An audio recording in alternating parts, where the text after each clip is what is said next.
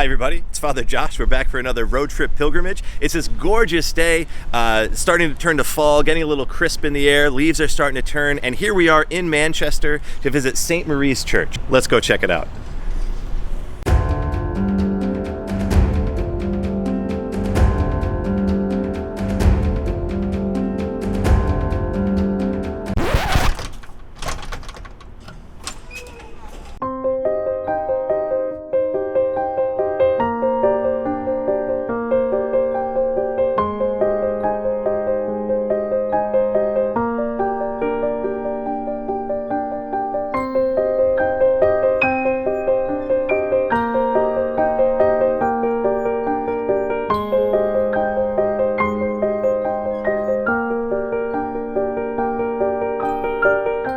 So we're here with Father Mo Larochelle. He's the pastor of Sainte Maurice. Has been the pastor here for 12 years now. He's going to show us around and tell us a little bit about the church. So this was built by French-Canadian people, most of them who worked in the mills, probably for 50 cents an hour, my dad told me. Oh, wow. Yeah. And they built all this. It's classic French Gothic style.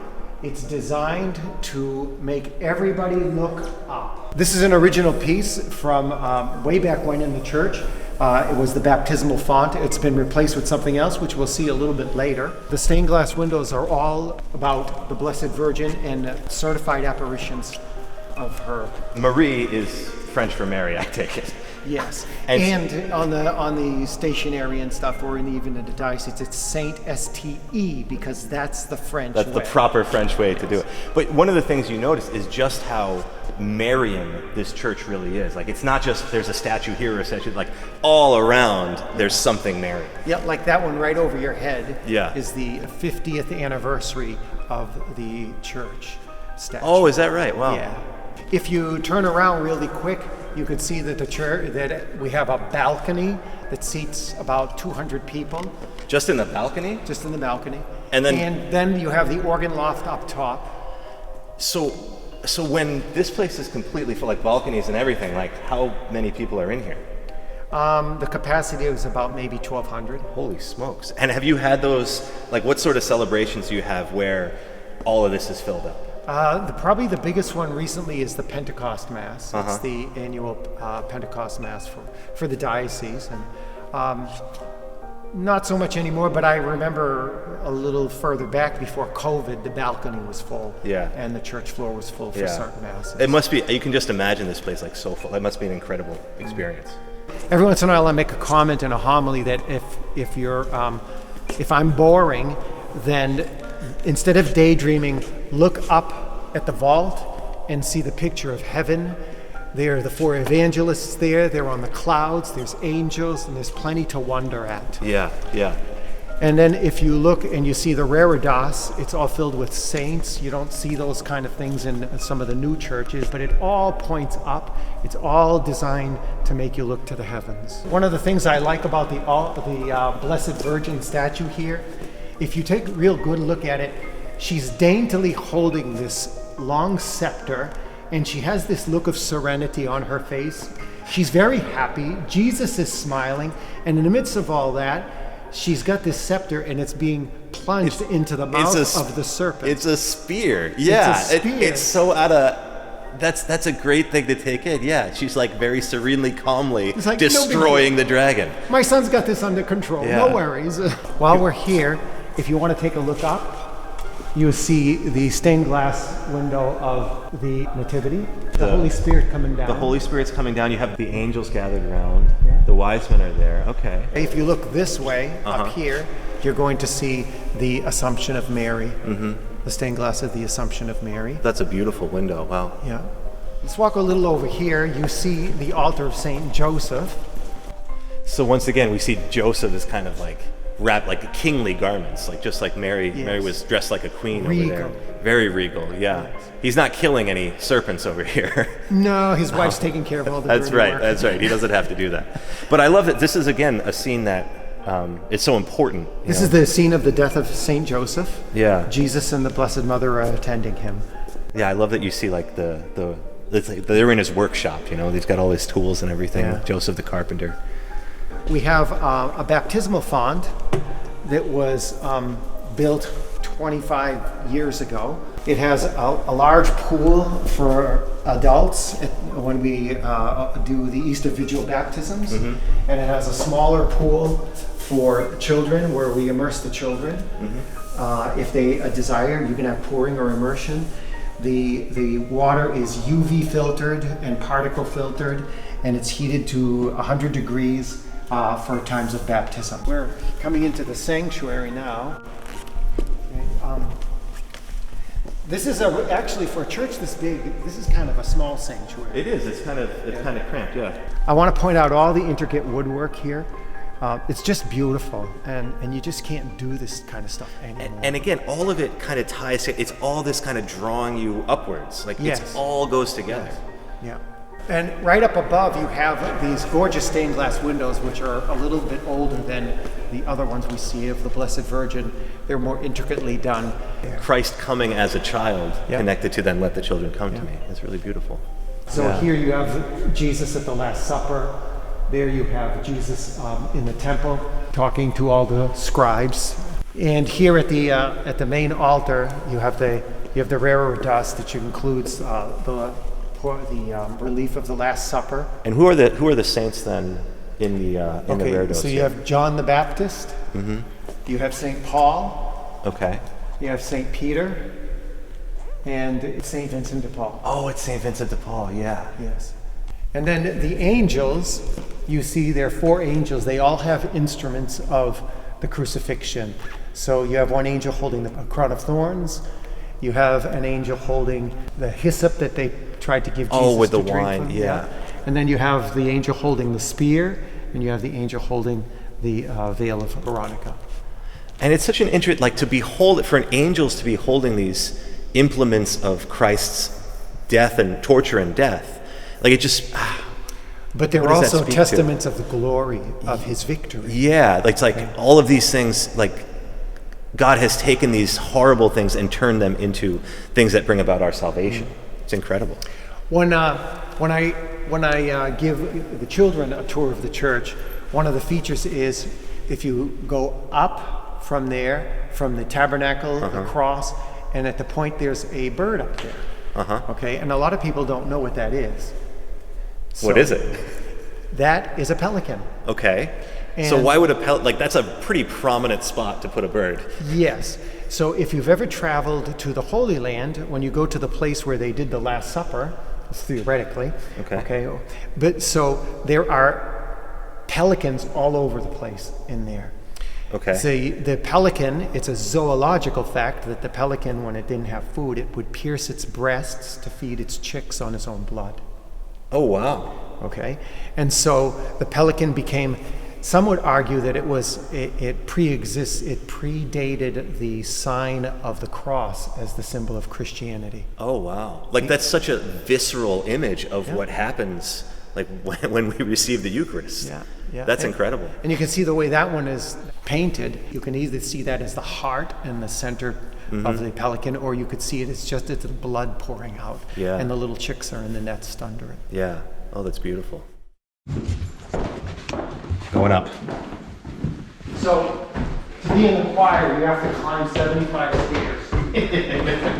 To do this is just a back staircase. Nobody would ever see this. This is not public. Yeah.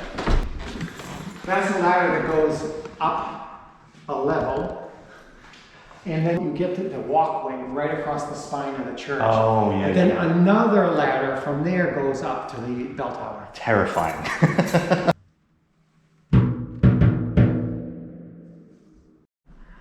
I've never seen a choir loft that's this high up. Like we're all the way at the top of the ceiling of this massive church.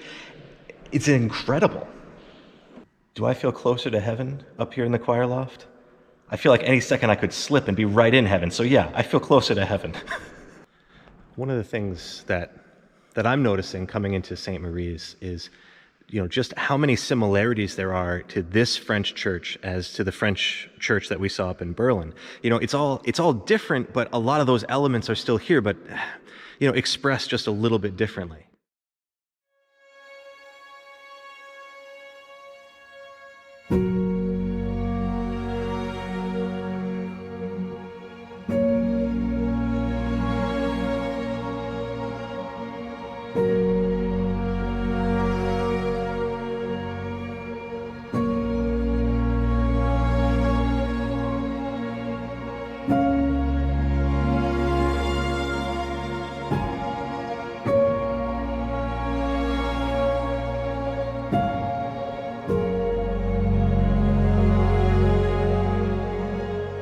So as we saw in Berlin, we talked about how the altar is also a tomb, specifically the tomb of Christ.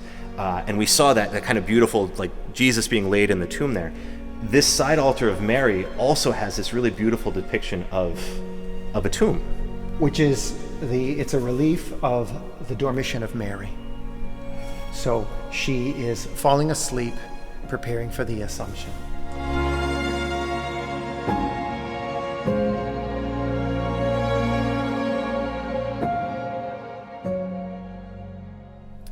So, Father Mo, thank you so much for showing us around and helping us to appreciate all the beauty that's here in this church. I'm curious, can you tell us a little bit more about the parish, what people can expect when they come to Mass here, or other things that you have going on? On Saturday evening, there's a 4 o'clock Mass with your classic folk group, Sure. acoustic guitar and singing. And it's very nicely done. And on Sundays, we have a cantor and an organist for our music, and they try to blend some Latin in there, some of the Latin chant that we have, and do some Gregorian chant.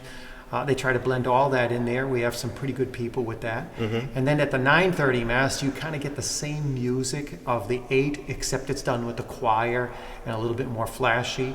And the 9:30 Mass, we pull out all the stops with the smells and bells. There's, I tell the altar servers, if you see the altar, there's definitely not enough incense in that thing.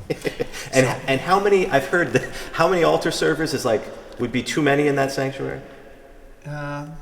Well, I've seen as many as 30 for a Mass, but since COVID, it's diminished a little bit. Sure. But on an average Sunday, you could have 10, 15 servers. Yeah. It's a beautiful thing just to see so many people wanting to get involved. And Our 11:30 Mass is a little bit different. There's a stage over there with where the band with the drums and all that. So it's electronic. They tend to be on the loud side, but charismatic people love it. Yeah. So we find that it attracts people from, say, the evangelical churches that are used to that. Sure. It gets them in here. And what's interesting is they come in here and they hear that and they're like, wow. Then they get confronted with the ritual, and all of a sudden, one Sunday they decide, well, what's that 9:30 Mass? So they go there, and then they see the solemnity of the 9:30 Mass. It's a little bit more on the traditional side, and they see a whole part of the church that they never thought they could imagine. And they maybe never would have gotten there without that introduction. Yeah. No, it's a beautiful thing to say, how can we reach more people? How can we draw more people in? Yeah. Well, I have the gift of having people who can provide the music to do that spectrum of liturgical ministry and musical types. So our choir is great. Even after we came back after COVID, and we have a great choir director, a great organist. Yeah. So they do a really good job. So it sounds like you have masses that kind of reach to a kind of a broad spectrum of people and what they're looking for in their worship. Yeah, that's about it. Yeah. And then what else? So I'm told you have a Perpetual Adoration Chapel here. Yes, there is a Perpetual Adoration Chapel. It's been a little bit dormant because of COVID. We've had to make some accommodations for air conditioning and air purification in there, and we're renovating it right now. Hopefully by the middle of October, it'll be up and running again. And you walk around the church, and there's it's not just the church here, it's like this huge campus of all these buildings, it seems like there's just stuff going on all around here. There's plenty of activity. We have a child care center in the building just outside here. It's called the Holy Angels Building. It was a school originally. My mother went to school there. Then in that same building, the upper levels are for our youth center. We have 4 rooms for the youth center, and they have a chapel up there. And they're pretty involved and active. On that side, you have a rectory that was built in 1911, and it's a gorgeous building, especially on the inside. There's plenty of things. There's plenty of buildings here. And then you have the Heavey School, where Holy Family Academy leases space from us, and they also, all their students come, part of their curriculum, to come to daily Mass. Oh, that's amazing. Yes. Yeah. Yes, and we love having them here. Yeah. And it's a good school.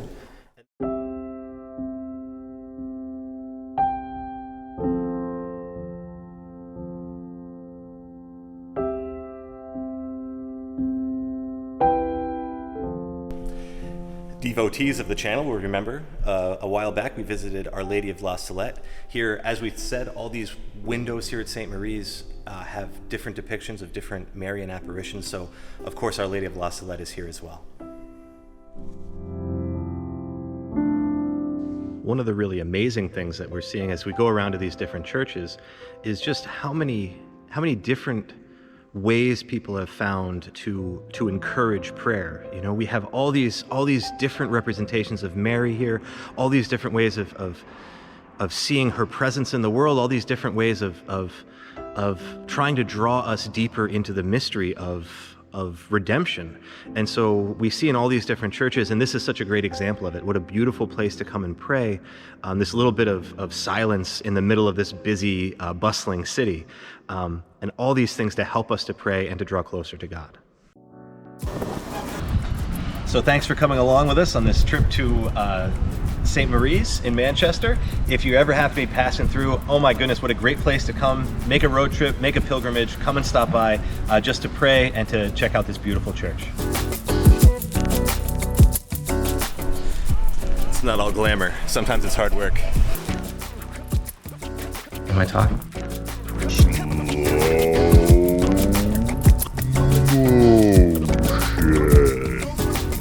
Oh, wow. That is gorgeous.